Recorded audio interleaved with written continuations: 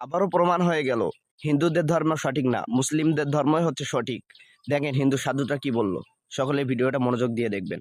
100 জন খ্রিস্টানকে যদি একই প্রশ্ন করে তোদের ভগবানকে, একবারই বলবে আমাদের ভগবান ঈশ্বর মসিহ যিশু খ্রাইস্ট। মুসলমানকে জিজ্ঞাসা করবে 3 থেকে 5 মানে মৃত্যুর আগে পর্যন্ত, যাকে এই তোদের ভগবানকে, একই উত্তর দেবে, ভাই আমাদের ভগবান হলো আল্লাহ। হিন্দুদেরকে যদি একই প্রশ্ন করা হয়, ভাই তোদের ভগবানকে, কনফিউজ। 100% হিন্দু 100% কনফিউজ, জানে না ভগবানকে। দ্বিতীয়ত, যদি তুই মুসলমানকে জিজ্ঞাসা হয় তোরা মসজিদে কেন যাচ্ছিস, ওদের শেখানো হয় মসজিদে যেতে হবে নামাজ আদায় করার জন্য। সপ্তাহে ওরা 100% একদিন মসজিদে যাবেই। তুমি যদি খ্রিস্টানদের জিজ্ঞাসা করো তোমরা কেন কোথায় যাবে, কোথায় যাও না, আমাদেরকে একদিন তারা চার্চে যাবে। কেন?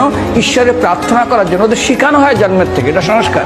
আর হিন্দুদের যদি জিজ্ঞাসা করে তোমরা মন্দিরে কেন যাচ্ছ, হ্যাঁ আমার ছেলের বিয়ে হচ্ছে না, আমার মেয়ের বাচ্চা হচ্ছে না, আমার বাবা হসপিটালে আছে, কালকের আমার মামলার ডেট আছে, আমার ব্যবসা খুব খারাপ, আমার শরীর খুব খারাপ, 90